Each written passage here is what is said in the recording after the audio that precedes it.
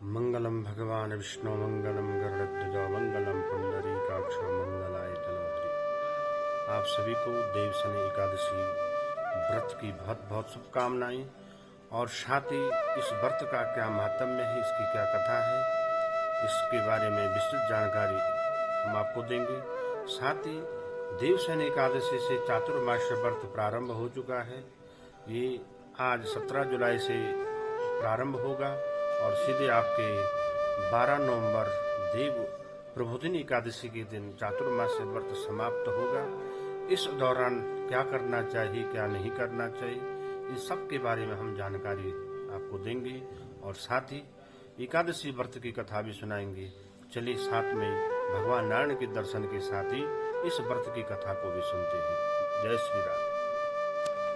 नारायणं नमस्कृत्यं नरं चैव नरोत्तमं देवीं सरस्वतीं व्यासं ततो जयमुदीरयेत्। जैसा कि आप सभी को विदित है, आज एकादशी व्रत है और सभी व्रतों में श्रेष्ठ व्रत हरिवासर व्रत आज यानी कि दिन 17 जुलाई 2024 दिन बुधवार के दिन, और आज का दिन बहुत ही पवित्र और उत्तम दिन माना जाता है।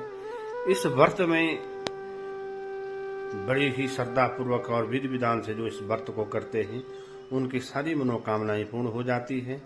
तो आज की जो एकादशी है उसका क्या नाम है, उसकी क्या विधि है, इस बारे में जानते हैं।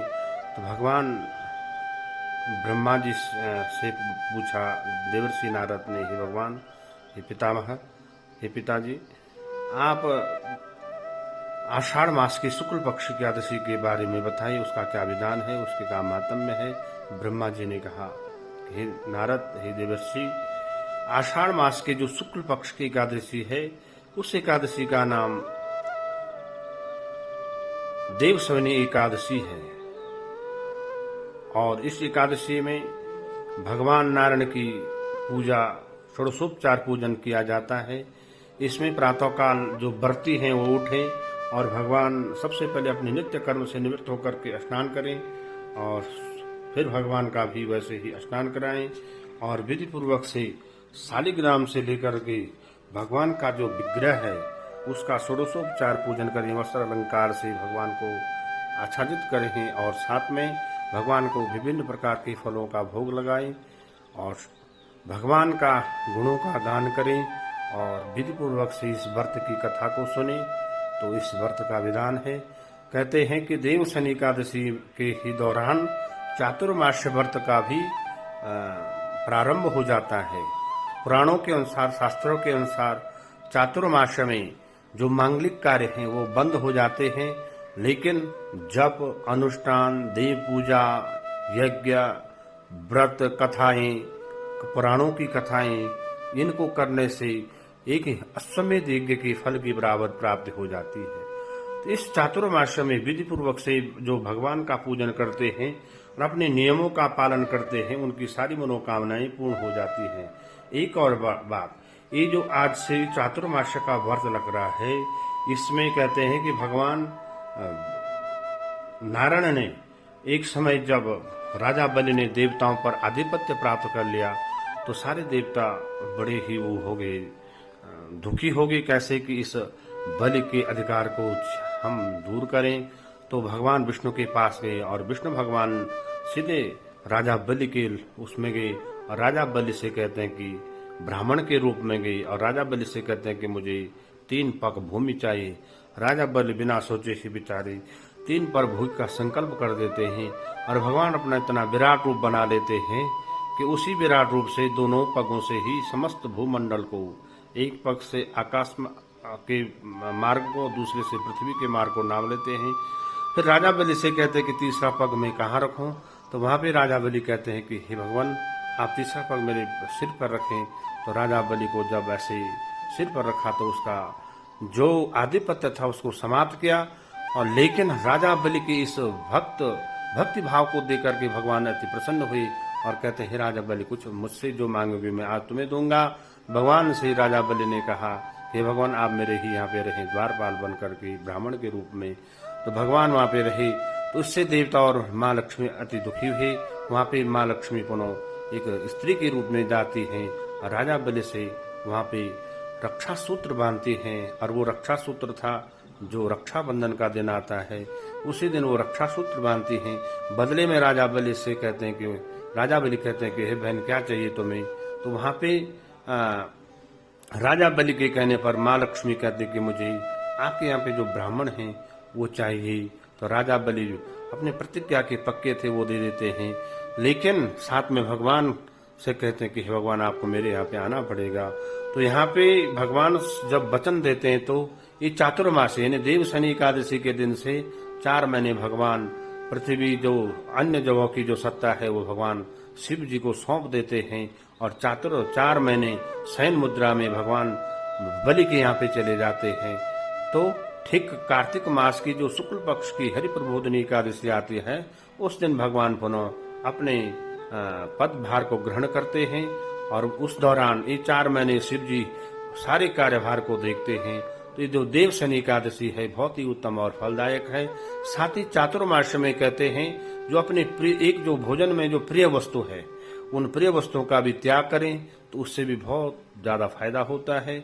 लेकिन साथ ही एक बात और है कि जीवन में जो काम, क्रोध, लोभ, मोद, ईर्ष्या, राग, द्वेष है, इनको भी अगर छोड़ दे तो आधे से ज्यादा व्रत का फल वैसे ही स्वतः प्राप्त हो जाता है।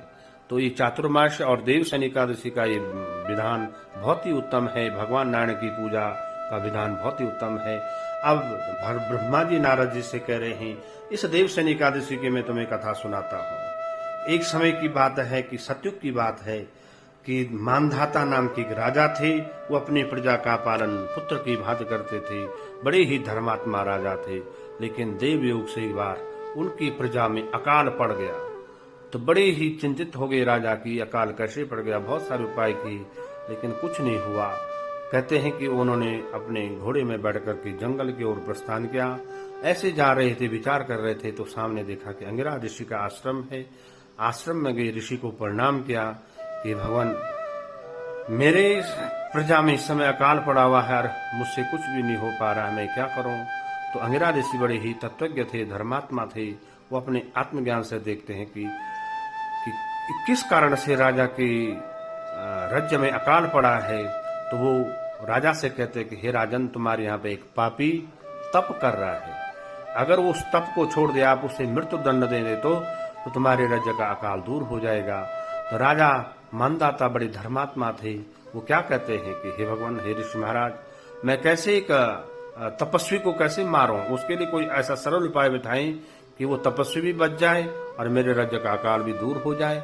तो मानधाता राजा के कहने पर अंगिरा ऋषि कह रहे हैं कि हे धर्मात्मन, हे राजन, आप आषाढ़ मास के शुक्ल पक्ष के एकादशी देव शनि एकादशी का व्रत प्रजा के साथ करें। अपनी पूरी प्रजा अगर तुम्हारी व्रत को करती है तो तुम्हारे यहाँ का अकाल दूर हो जाएगा। तो ठीक आज के दिन जो आषाढ़ मास के शुक्ल पक्ष की एकादशी है, देव शनि एकादशी, राजा मानधाता ने अपने परिवार, अपनी प्रजा के साथ जब देव शनि एकादशी का व्रत किया, कहते हैं इस व्रत के प्रभाव से उसके राज्य का अकाल दूर हो गया।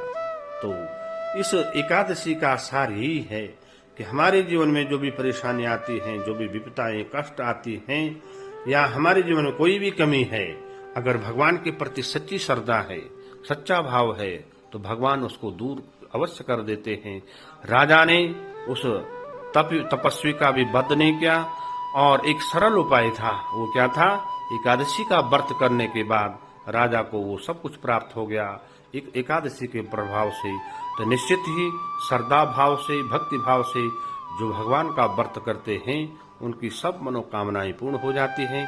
आइए हम सब मिलकर के इस भगवान के हरिवासर व्रत को करें, और साथ ही इस चातुर्मास में ये संकल्प भी लें कि हमारे द्वारा किसी का बुरा न हो और हमारी वाणी से किसी को कोई अशुभ शब्द न निकले।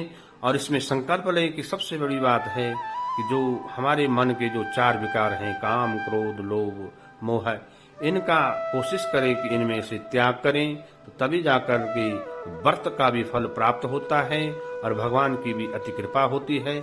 आप सभी को भगवान के जो हरिवासर व्रत है, देव शनि एकादशी व्रत की बहुत बहुत शुभकामनाएं। जय श्री राधे, जय श्री कृष्णा, जय एकादशी मैया की जय।